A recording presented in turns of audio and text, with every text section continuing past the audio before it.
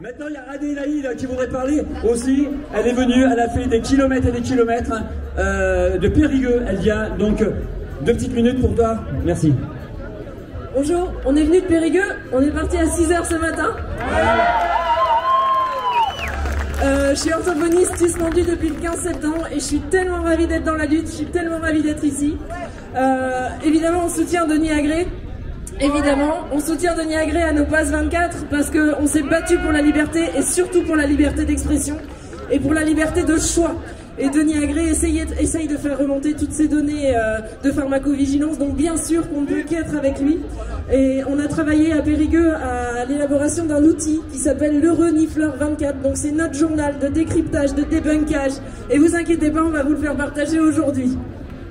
On soutient aussi Denis Agré par rapport au port du masque parce qu'on s'est rendu compte en travaillant et en fédérant et en mutualisant avec d'autres collectifs de parents, les mamans looses, Enfants et Liberté, Parents 21, etc.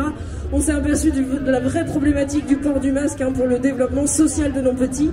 Je vous rappelle que je suis orthophoniste, donc j'avais co-signé aussi la lettre qui expliquait la difficulté d'apprentissage de langage pour les petits aussi. On fédère tout le temps, dès qu'on peut, on converge, on lutte. La marche du réveil nous avait déjà conviés à Suresnes. Bien sûr qu'on est allé, nous on est allé en convoi caravane, c'est loin à pied Périgueux, et j'étais au sortir de la grève de la faim. Et là on converge, et sur notre route on a trouvé l'ami Jean-Pierre, le marcheur de Toulouse. On l'a ramené avec nous. On est tous là en soutien à Denis Agré, et puis toujours pour rencontrer les autres collectifs, parce que ça vraiment ça n'a pas de prix. D'ailleurs, la marche du réveil offre son t-shirt à Denis Agré. Ce que je voulais dire, j'ai entendu ça hier et ça m'a fait tellement chaud au cœur. Je voulais citer Dominique Rousseau, qui est un expert dans le droit constitutionnel et qui nous a rappelé qu'à chaque fois qu'on revendique, eh ben, on change la loi. Parce que nous, on résiste. Il avait cité mai 68. Qu'est-ce qui s'est passé après? Il y a eu des lois féministes qui sont rentrées dans notre code civil. Et ben là, on résiste et on n'est pas là pour rien. Et si je résiste, je nous rends service. Et j'y tiens beaucoup. J'y tiens beaucoup parce que je pense qu'il ne faut pas qu'on oublie de faire attention à nous.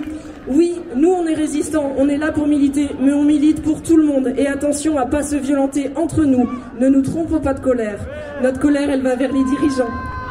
Des gens comme nous résisteront toujours. Des gens comme nous résisteront toujours. Des gens comme nous résisteront toujours. Des gens comme nous résisteront toujours. Merci Adélaïde.